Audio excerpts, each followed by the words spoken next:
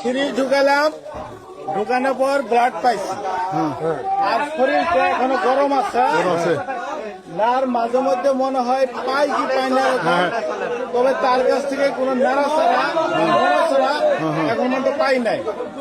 এখন এটা যদি হাসপাতালে নিয়ে সিটি করে জরুরি অ্যাম্বুলেন্সের ব্যবস্থা করে যদি নিলে হয়তো শেষ রেজাল্টটা জানা যাবে।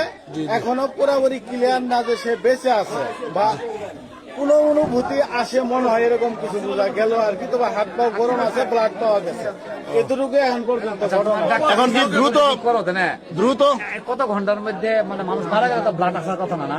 ব্লাড আসার কথা না, ব্লাড তো একবারে রক্ত সঞ্চালন বন্ধ হয়ে যায়, ব্লাড সব বন্ধ হয়ে যায়, রক্ত সঞ্চালন বন্ধ হয়ে যায়। আসার কথা না, একটা লিকুইড ব্লাড। সেক্ষেত্রে বোঝা যায় যে হয়তো একটা পরীক্ষা করে দেখা যাইতে পারে।